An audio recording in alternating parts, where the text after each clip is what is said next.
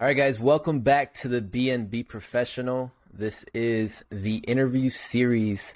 We're going to be posting these every Thursday from now on. We're going to have a guest come on, and I'm going to interview them, an expert in the Airbnb field and the real estate investment field. So today we are on episode 41, and we have an awesome guest on the show, Mr. Anthony Michael. All right, Mr. Anthony Michael, just let me tell you a little bit about him. I'm proud to call him my family, for sure.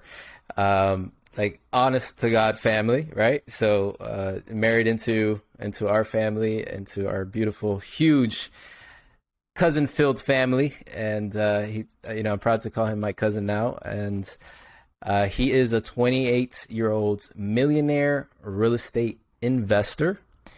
He's an active military duty service member. He's done 20 deals in 3 years. 20 deals in 3 years. And he will be financially free later this year, 2022. And not only that, but he's doing all this with saving and reinvesting 80% of his income. So, Mr. Tony Michael, welcome to the show. Thanks, brother. Thank you. Thanks for having me on, buddy. We finally get to do it. We had to cancel our interview a couple times. I had COVID. I think you were sick one time, and then and then you've also been super busy. I've been super busy. So, I had planned to have Tony as my first interviewer just because he is family. I was like, hey man, help me out here. I need to get I need to get a couple of these under my belt. But thank you for being on the show. First and foremost, we want to know your story. Please tell our audience, like, how'd you get started in this whole real estate investment thing and your journey? For those who are thinking about starting out, we want to hear your story. Yeah, absolutely. I think it carries me back about three and a half years ago. The wife and I were kind of just blowing money on different things that we didn't need, eating out all the time, the subscription thing, doing stuff that we didn't really need to do, and not really saving money. The financial acuity wasn't there. And not being financially prepared, especially when we just started out and getting married and stuff.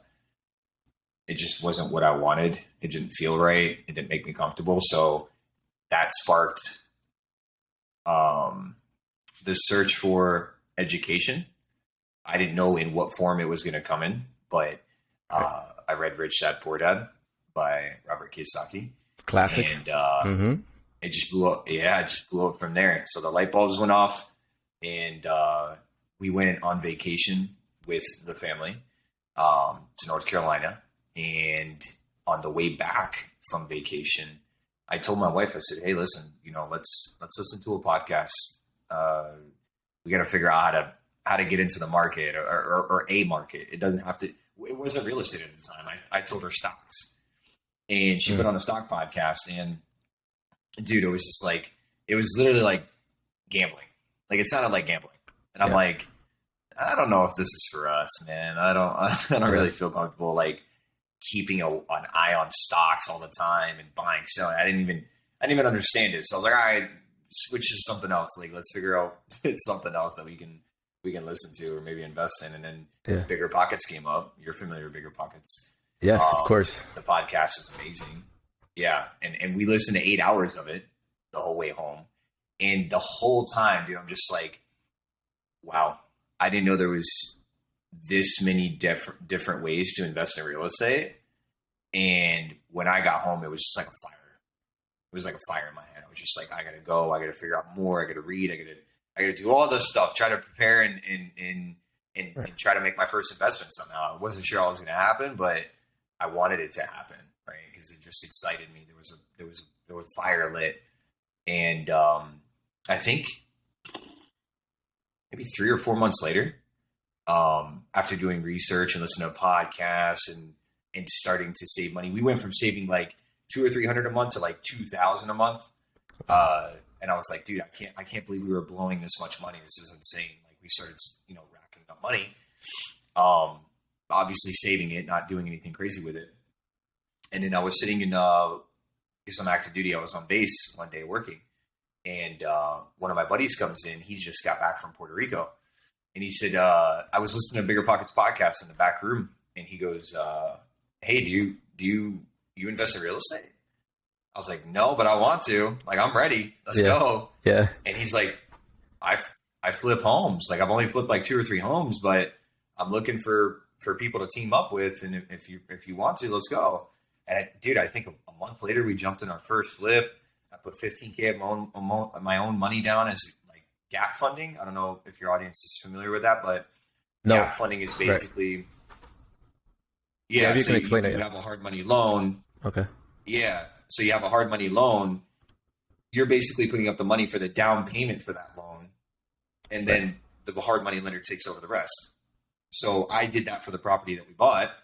I think it was 15,000 or 15,500, something like that. Yeah.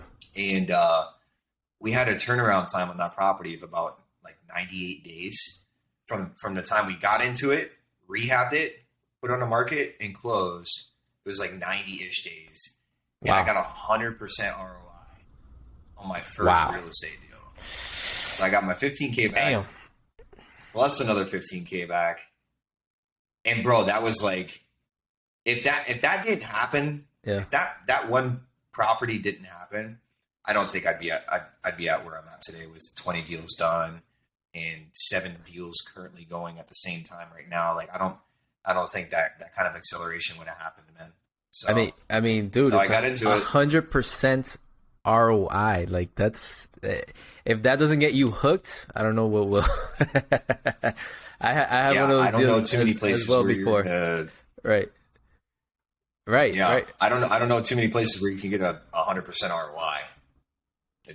That's insane. Kind of hard to get that. Yeah. But yeah, that's the come up. That's the start. And now how's it going now? Like you're, like you said, 20-year-old millionaire real estate investor. 28-year-old. Well, 29 as of Sunday. But yeah. Oh, that's right. Happy birthday. I got the million mark before 29 though. That's awesome, dude. Yeah, dude. So, and now can you explain like how you're doing the you're saying you got, number one, you got a bunch of deals going on right now, right? And then you're also, from every deal, you're saying that you're taking 80% of everything you're making, you're saving it, you're putting it aside, and then you're reinvesting it, right? So, and are you working right now at the moment? You're active service duty. So how often are you working, and then how are you dealing with that? Yeah. So I still work 5 days a week. Gotcha. Occasionally 6 if I have duty. It's 8 to 2, which isn't terrible, but knowing what I know now for the outside and what my potential is in growth scale is there, right. I am exiting the military via medical retirement because I injured my lower back about 3 or 4 years ago. But I tell you one thing, man, without the service, I don't really think I'd be where I'm at either, just because it taught me a lot of foundational principles for being regimented and being like mindset focused. There's a lot of trials and tribulations that come your way as an entrepreneur, and you're not a real estate investor. You're an entrepreneur. You have a business. Real estate investing is the tool that you're using to make money. Right. It's not a job. You're an entrepreneur, right? So having that mindset shift and having a W-2 mindset at the same time as having an entrepreneurial mindset is very hard to maintain that boundary of where I need to allocate enough time into my military career and also grow the business at the same time. So I'm really happy. I'm at this point in my life now where we currently have 7 deals going. It's 5 flips, 1 corporate rental, and an Airbnb. And that has got me busy enough to where I'm done with the military portion of my life. As I'm exiting the service, I'm hyper focused on growing my company. I don't want to say growing it more because I'm pretty happy with the goals that we have in place now and the output. But I want to keep this pace up. I found a happy medium. Yeah. That I'm glad you told the story because it's very, very inspiring. And you know, a lot of people are listening to this podcast. They're either in a W-2 and they're thinking about like jumping in, right? And they don't have an Airbnb right now. They don't have a real estate business going on. So they're kind of like on that, you know, that tipping point. So it's like, you know, hearing it from you, you've done it, you've been through it, you've had success in it. So hopefully, you know, they get some inspiration of saying, hey, like, you know, you can do this, man. You can really do this if you put your mind to it. Just got to hustle a little bit, right? It's not, right. Imagine it wasn't easy to get to where you're at. So, but it's just about taking that dive, right? And having confidence in yourself to grow this business. So glad that you shared your story, man. Very inspiring. Now, you're a real estate investor, right? You've been talking about, I mean, you have 5 flips at the moment, but you have 1 Airbnb, and obviously this is an Airbnb show. So you recently decided to get into Airbnbs, right? I mean, for the last 3 years that we've been talking for real estate, really, right? Because every time me and Tony talk together, it's like it's always real estate for some reason. But you know, we gravitate towards each other, man. Right. So it was always, you know, flips. It was always, you know, into the acquiring deals and all that stuff. But now you finally decided to go into the dark side, into Airbnb. So, welcome to the dark side. And could you tell us why you decide to get into Airbnb? Yeah, so there's really 2 main reasons, right? So there's going to become a time when you're in your real estate investing career where you're no longer chasing. You're always going to be chasing the money, but it's how the money's delivered to you, right? So, do I want to pay 33 or 44% tax on $100,000 payout when I could take that money, reinvest it, and actually get a tax credit? So my mind's kind of shifting to where, so I'm still a W-2 employee. I'm an employee, right? Right. And there's certain tax benefits for what are known as real estate professionals. It's when you can become a real estate professional in the eyes of the IRS, like that is your full-time gig, right? And you get special tax incentives, right? I can't qualify for those because I'm still a W-2 employee. So the scale that we're at this year has launched us into space, really. We have 4 out of the 5 flips that we have going right now are 6-figure exits for profit, right? Right. The last one is like an 83,000 net exit, right? Right. One of them is a $384,000 exit. So if you take that chunk of change and you put it in your pocket, and at the end of the year you get this bill from the IRS, that's not fun. True. I only need so much operating capital to survive, right? So once I found out, like, hey, I've made a ton of money, I don't need this money on hand as cash. I need to start building an asset portfolio for tax depreciation benefits. That's really why I started looking into the rental, the corporate rental, and the Airbnb side of real estate investing, right? The second part of that is the money that we would make on an asset can still be produced as rental income. It's just going to take a little bit longer. But with Airbnb, your net margin, your ROI, your cash on cash return is so much faster than just a regular 30-year annual rental, right? Right. Our Airbnb, just to share some numbers with your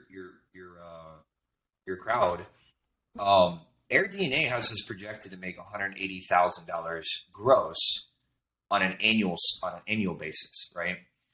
We have 180,000 equity in the property. Wow. So if I can make that money in a different way over a year instead of flipping the property and turning that into a capital gains tax, right? Right. Then I'm going to take that. Also, there's a cost segregation study that you can do on Airbnb properties, right?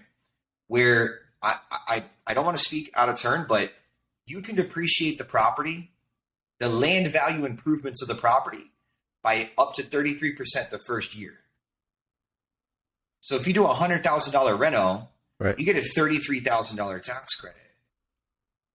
Wow. Now, instead of paying tax, you're getting a tax credit on a cash flowing asset. So once I learned about that, you got to keep the properties that work as this structure, as an Airbnb, corporate rental, etc. Right?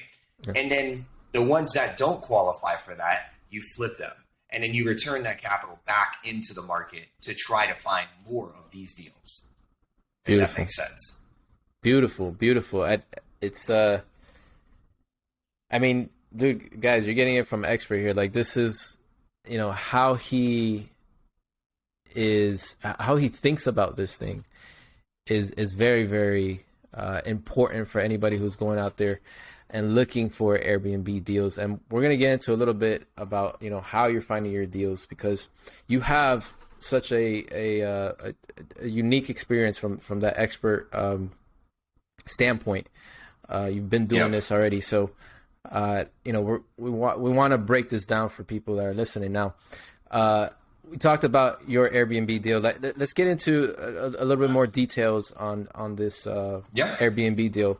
It's in Clearwater, Florida, right? It is in Clearwater, Florida. It's in an unincorporated area. Okay. It's considered a BRRRR BNB, not an Airbnb, because I guess the exit is Airbnb, but since we bought the property and then rehabbed it, and now we're going to refinance, pull all 100% of our money out, and then keep it as an Airbnb as the exit. Okay, so all right, you mentioned BNB. Let's get into this and break it down. Number one, can you explain to the audience what BRRRR is first, and then how are you now using this to acquire your Airbnbs? As in layman's term, all right, for somebody who's never heard of this strategy, explain what BRRRR is first, and then how are you using it for Airbnb? Yeah, so BRRRR is a kind of a made up term. It's an acronym, right? So it's buy, renovate, rent, refi, or refi, rent, repeat, right? Right. For me, finding a property, I always want to know what my exit strategy is going to be. Like, the number one exit strategy that makes the most sense. Do I want to flip this property? Do I want to hold it as a rental? How much equity do I have? Because you have to look at the equity side of things too. Do you want to leave money in the deal, or do you want to have a perfect BRRRR where you pull all your cash out, right? Because that's the ideal situation is, hey, if I'm going to put $50,000 or $60,000 of my own capital into this property, by the end of the deal, I want that $50,000-$60,000 back, and I want to hold the property so I can reinvest that and grow the portfolio, right? I think it's so important that people understand when they're going after an Airbnb, don't just look at it as an Airbnb, because if COVID-19 comes back again or another global pandemic happens, your exit strategy is just Airbnb and your numbers only work for that, you're screwed. What's your exit then? You have to try to off the property and you're going to pay capital gains tax. But guess what? If you bought at market value, which a lot of people do, if you bought a property on the MLS at market value, you have no equity in the deal. Right. You're actually going to lose money because you have closing costs on both front and the back side, plus realtor commission. I mean, there's so many different things, right? So when I look for a property like this, I make sure of the exit first. What can this make sense on different operating levels. Right. Will it operate as an Airbnb? Yes. Will it operate as a rental? Yes. Could I flip it? Do I have enough equity in it to flip it or refi it? Yes. Then if it ticks those boxes, then I look at cash flow. I do a cash flow analysis on the property. AirDNA is a perfect example of a great website that has a ton of data. You can get a general estimate of what that property will produce. Right. And you said something important because I see it every single day, Tony. Like I get, calls every day of like, hey, can you analyze this deal? Can you analyze this deal? And 95% of them are on the MLS, right? They're on the MLS. You're paying top dollar, guys. This is what Tony's trying to tell you, is that if you're paying top dollar, well, you're not going to have equity. What if the market goes down, right? What if the market goes down? Now you've lost equity. Hopefully you are cash flowing with your Airbnb, but like you said, if something happens, and it doesn't have to be a pandemic, it could be anything, right? It could be a freaking fire in your house. It could be, somebody fell, if you don't have that if you don't buy correctly, then you can get yourself in some real trouble. And now you are not buying at retail value, right? Can you explain to us how are you finding these deals, right? Like for instance, the Clearwater BNB.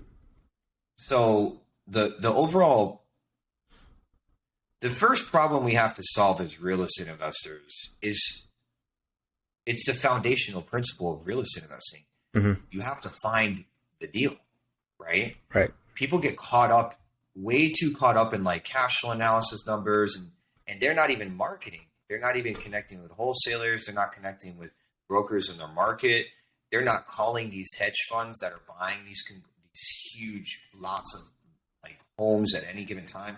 They need to sell those too, right? And they will sell to people. We buy properties from hedge funds all the time. Right. The way I find the majority of my deals is there are multiple data sources available to you, but I'll plug PropStream because it's the one I use. I get into PropStream and I look at my market and I set the criteria for what I want to invest in, right? So normally what that looks like is a house that's 1970 or newer. And I'll let you in on a secret. Well, a secret for your audience. Maybe they don't know this, but any house that was built prior to 1970 is going to have cloth wiring in the property, right? Cloth wiring was old building code before Romex came out. 1970 is when Romex came out, right?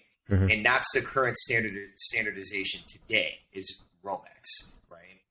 If you buy a property with cloth wiring, and you don't recognize that it has cloth wiring, you are going to pay a 30 to 70% premium on insurance because there's only one or two carriers that'll insure your property with cloth wiring. Wow. A lot of people don't know that. So I pull data 1970s or newer because I don't want to have to rewire a house. Right. Yeah, I might be leaving some money on the table with these other deals, but it's just a headache for me, and it's a lot more time to get in there and rewire a house. I just don't want to have to deal with that, right? So, and trust me, there's plenty of deals from 1970s on that I can buy, right? Right. A second portion of my search criteria for what I'm looking for is high equity. I want owners to have at least 30% equity or more in their property. Right. So what that looks like from an investor's perspective is, if I can't buy your home, can I sell your home for you? Right? So if they have 30% equity in their property, they're still coming out ahead if I were to sell their property for them. Right. I'm not a realtor, but I know a bunch of realtors that are on my team that I can give the lead to, and I get cut off a referral once that house sells. It's always capitalizing on any type of lead you get. It may not be that you're buying the house. It may be that you're wholesaling the house, or you're giving the listing to an agent to sell. There's so many different revenue streams there, right? I won't get into that because that's a different topic. But that's the lead. That's the data source. I then pull a record of 2,000, 5,000, 10,000 properties. I get all that data. I export it into an Excel spreadsheet, and I send it to my marketing company, Ballpoint Marketing. I'll plug that. Yeah. They've been amazing. Shout out to Ballpoint Marketing. Shout out. Yeah, dude. They have amazing mailers. They're an amazing company. I know the owner of the company. They're handwritten, and it's a mailer that's going to stand out a little bit different from the rest of the mailers, right? So I think on my first mail campaign, I made $332,000. Wow. Off of 2,500 mailers, which was insane. Like, where are you? How's that even possible? Wow. Really? Right? Wow. I had a 2.8% response rate on the whole mail campaign. It was incredible. Wow. So they get my leads. They take my data. They send me the mailers. I send those out in 4 different bundles. So I don't throw them all on the mail at once. Please don't make that mistake if you're listening to what I'm saying. Right. Do not send out 3,000 mailers at one time. You're going to be bombarded with calls. You're going to drop the ball on leads that can convert to money. Right. And you're going to be overwhelmed, and you're going to have a miserable experience, right? So right. One box at a time, so mail out 500, see what the responses are. Go through the leads, see what you can convert, and then capitalize on it, right? Right. And then third, I'm still W-2, bro, right? Right. So I don't have time to sit by my phone and take the inbound seller calls right. from my marketing, right? Yeah. Yep. So it just so happens that the marketing team that I work with has a call service where they'll answer your calls. Obviously, you're going to have to pay them a little bit more, but they'll answer your calls for you. Right. And then they also get recorded, so I can go back and listen, see what the pain points of the seller are, and then call back and make an offer. That's how I lock up that's how I find the majority of my deals. Wow. That is the blueprint, guys. The blueprint, guys, to if you're getting into, I always say on this podcast, like there's 3 ways of getting Airbnbs. There's ownership, buying, right? There's rental arbitrage and management. Today we're talking about ownership here, all right?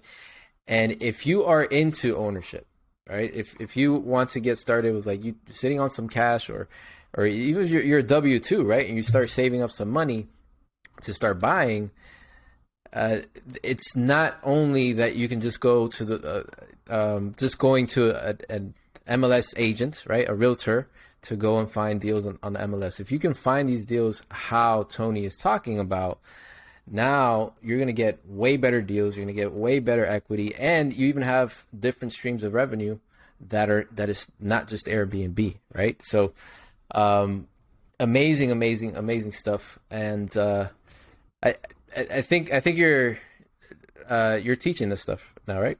It's a one-on-one coaching program. It's called Wealth Your Way, where it's me and my buddy Tyler from Las Vegas.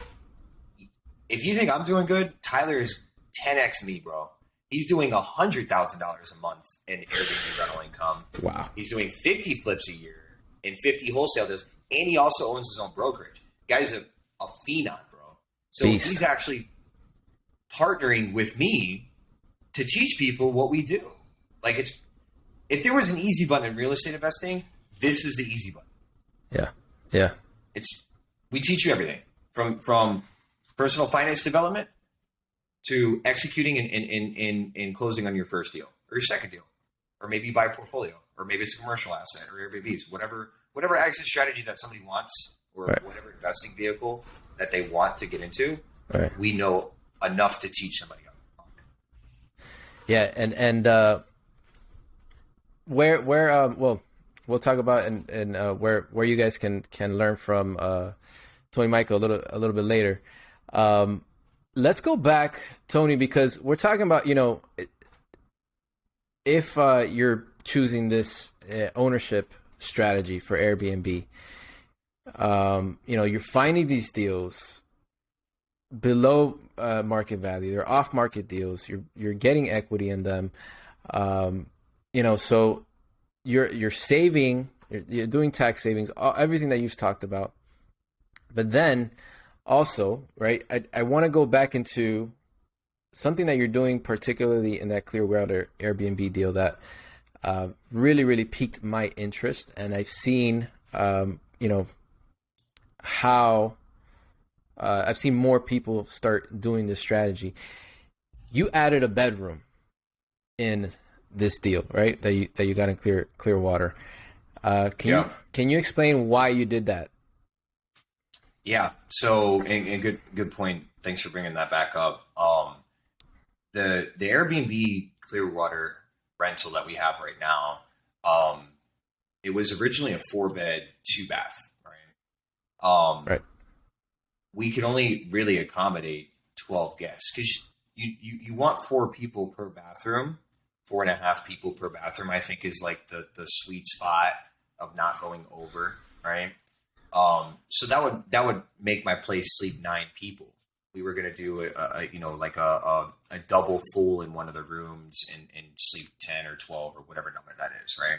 Right. But what we realized was we added another bedroom and another bathroom, so we converted one of the half baths into a full bath, so the third bathroom. Now we can accommodate 13 guests or 14 guests, right? Mm-hmm. And dude, what happened was our numbers went up.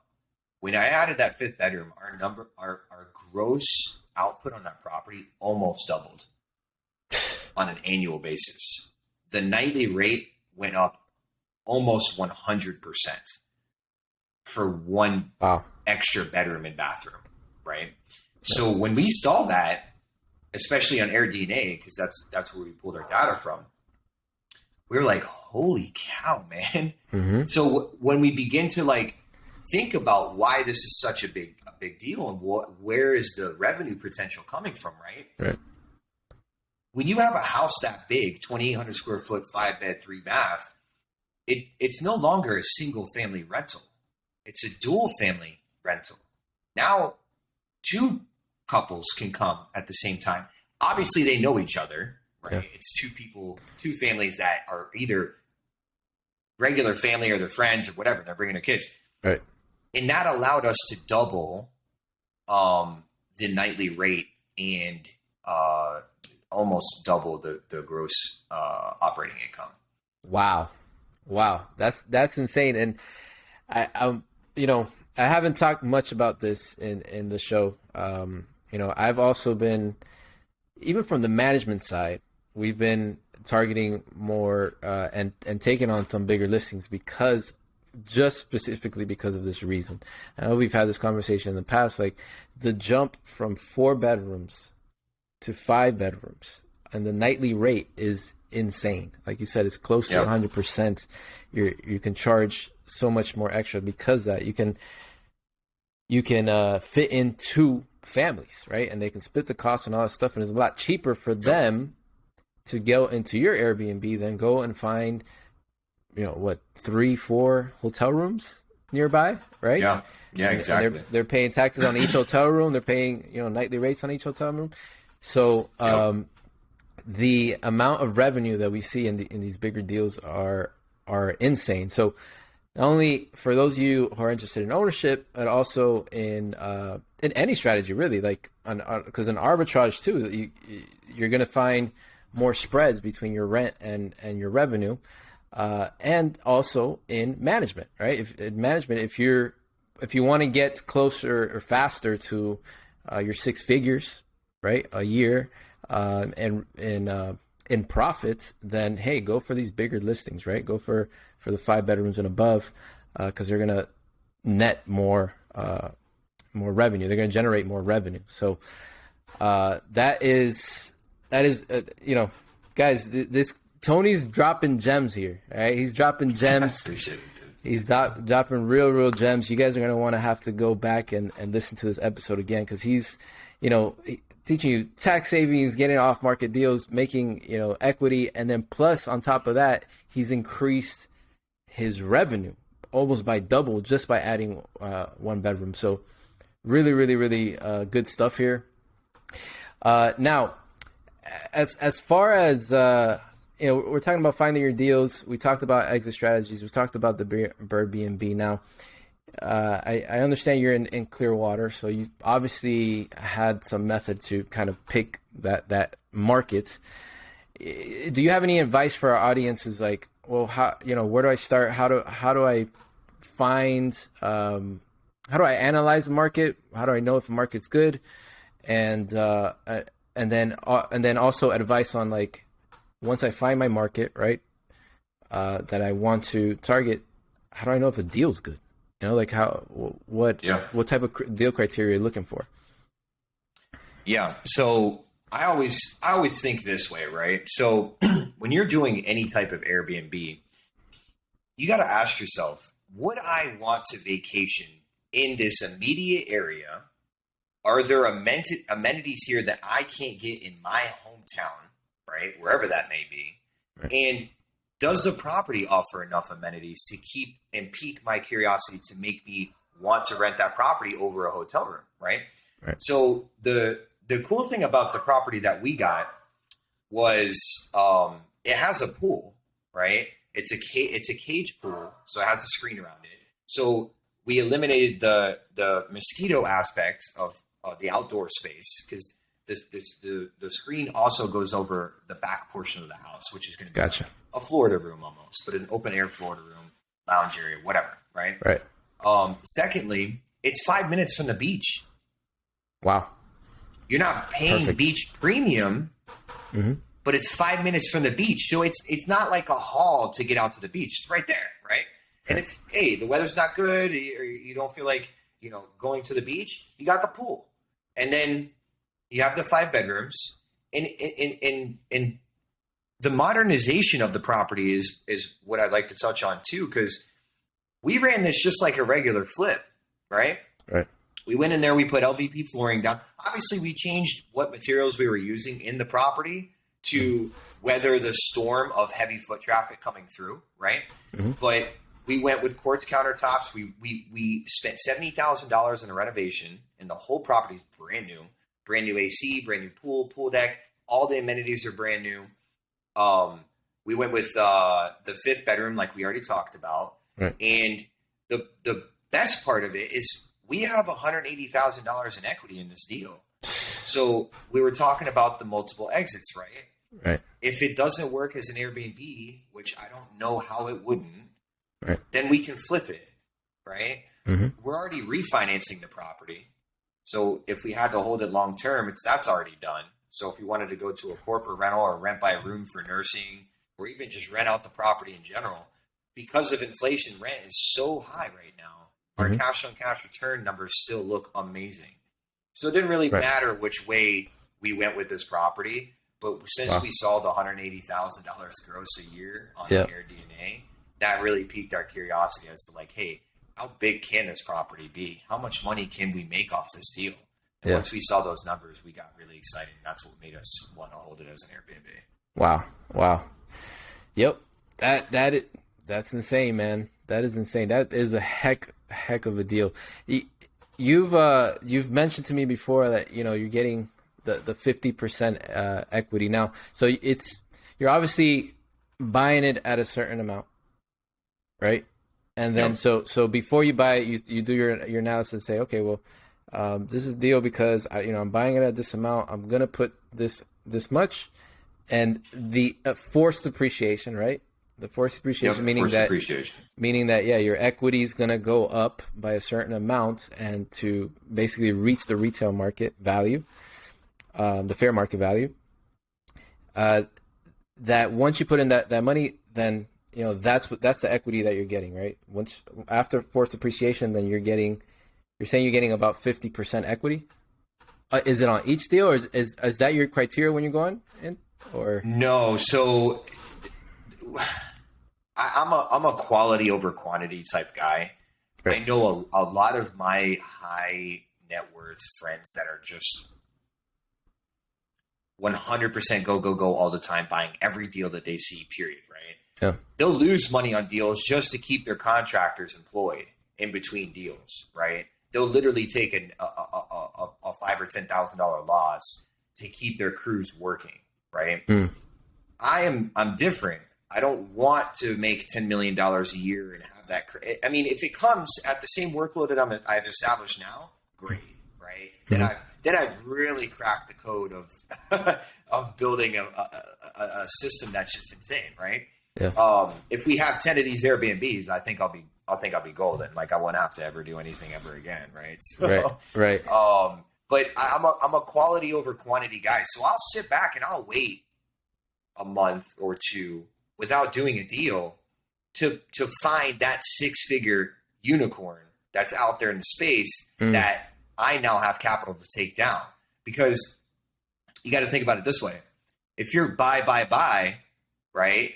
And then a unicorn deal comes by that requires a heavy upfront cost of like a down payment or whatever. And you're like, oh crap, I just bought 3 properties last week. I'm out of funds. Well, guess who gets that deal? Me. And I've been sitting there waiting for it. Right. So the majority of our deals, I wish I could show you guys the spreadsheet numbers. It would bewilder you, but we have at least 30% equity in all of our deals after repair, period. Gotcha. So we have a 30% margin no matter what. That's our minimum base. Right. And they go all the way up to 62% equity in one of our properties. Wow. So you're buying them at 7 cents on the dollar. Great. 70% market value. And that's at most. Right. I will not spend over that. Okay. Yep. Okay.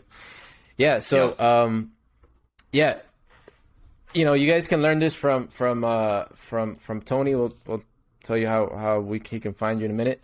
I think we covered everything, right? I think we covered everything. Yeah. The last thing I wanted to, I know we're all talking about like, hey, look at all these strategies and stuff like that too, right? Right.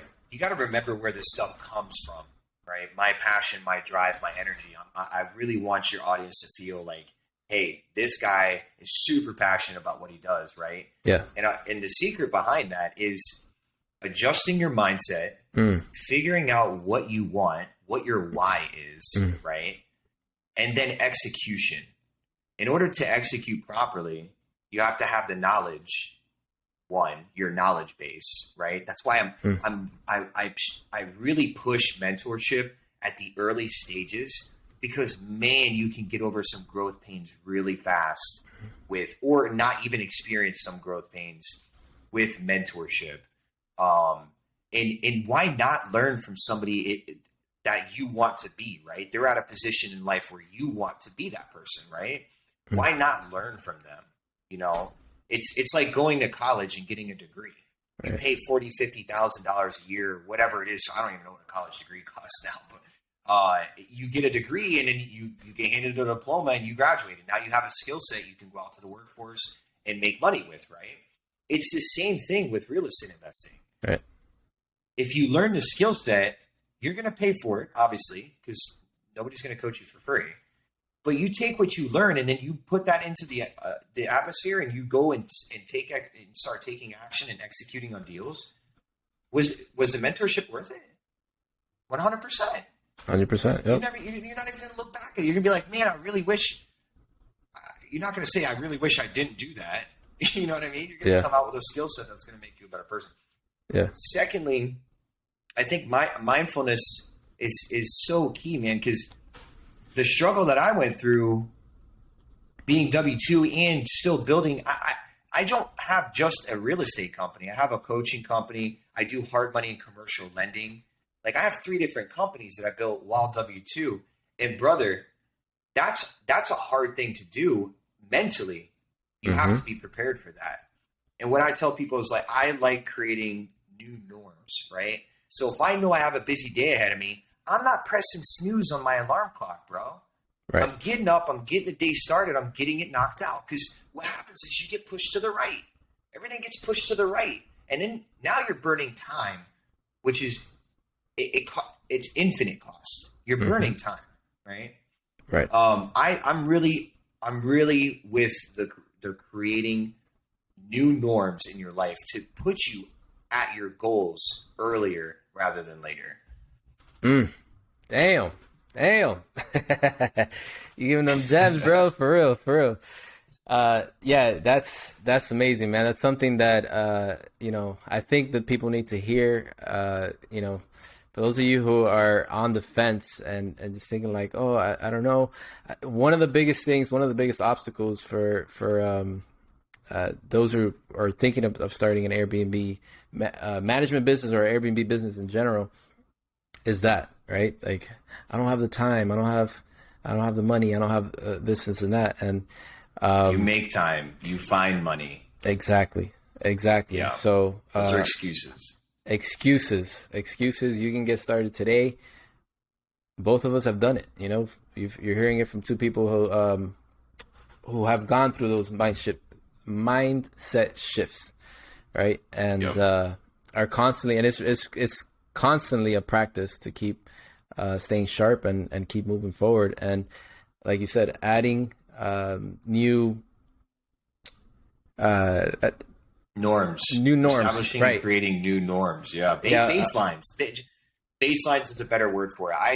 Reset your baseline is what I tell people. Like, you have to. It's key. Yeah, you have to do it.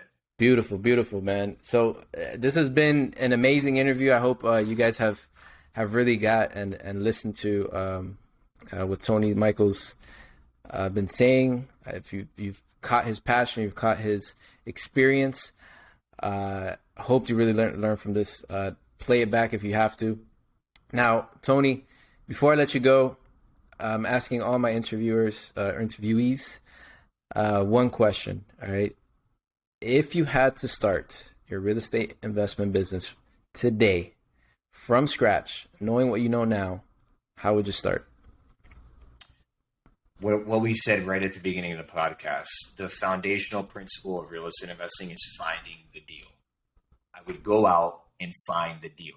Then I would raise the capital, or vice versa, raise the capital first and then find the deal, which I actually like better. Go get pre-qualified with a hard money lender. See if you can actually execute, or if there's prerequisites you have to knock out prior to getting funding, right? A lot of people don't know there's a credit score minimum with hard money. And with the Fed tightening up and all these, the housing market doing whatever it's doing, right? People are getting scared, and so are the banks. So they're constricting lending guidelines a little bit, right? So go get pre-qualified with a hard money lender, see what you can get qualified for, and then go chase your goals after getting properties. Beautiful. Now, what everybody's been waiting for, if they want to work with you, where can you? They want to hear more of you. If they want to see more of your content, where can we find you? What are the projects that you got going on, so people can contact you? Yeah, so I'm really passionate. I don't know if you guys can tell about teaching and building people up, right? It's a passion I didn't know I had until somebody asked me to mentor them, and then I did it. And I was like, this is amazing. I love giving back and helping people become what I became, right? Because it does seem overwhelming in the beginning and kind of far-fetched. Like, man, that's so far down the road for me. Right. It's a lot closer than you think. My goal was to be a millionaire by 35. I did it 7 years early. Wow. It was because I had the right mentors in place and took the execution and listened to what people were telling me that I was able to achieve that goal, right? And I don't throw that around flaunting or whatever. I just use that as a milestone because that's kind of like the clickbait title of like, oh, he's a millionaire, he must know what he's doing, right? Right. I'm still learning every day, folks. I mean, everyone is, right? I don't know everything. I don't have a crystal ball. But Wealth Your Way is my one-on-one coaching program, and I'm really passionate about that. We're going to blow that up, and it's going to become a super big thing. You guys can find me on Tony Michael REI on Instagram and TikTok. Those are where I'm most active. I don't really mess around with Facebook anymore. I just don't like it. Most of my engagement and stuff's through IG and TikTok. So you guys can follow me there. Cool. And do you have a website yet for the management? I mean the mentorship? No, so this is a pilot program. We're kind of running through. We're taking 8 people only. 8 people. It's a 6-month program. We help you from ground zero to hero, man. Like the whole spectrum. Nice. We're helping you with. After that, we're going to establish the website and get everything popping. But if you're interested about the program, you can hit me up on Tony Michael REI at IG, or you can visit my website for my lending company. It's Anthony at UnitedCapitalInvestors.com, and we'll connect there. Beautiful. And I'll make sure to have all those links for you guys in the show notes of this episode. So, yeah, man, Tony, it's been a pleasure. I'm glad we finally did this. Amazing, Yeah, appreciate amazing having me, dude. interview. You dropped some real gems, and I hope some people decide to work with you, decide to, and that they also even learn just from this episode, from you talking. So, man, thank you so much, guys. This was episode 41. I'll see you guys on the next one. Just a reminder, remember to subscribe, like, share it with your friends, and leave a review, man. If you like this episode, if you learned anything from this episode, leave us a review, because that goes a very long way for the show. So, all right, guys, thank you, Michael, and I'll see you guys on the next one.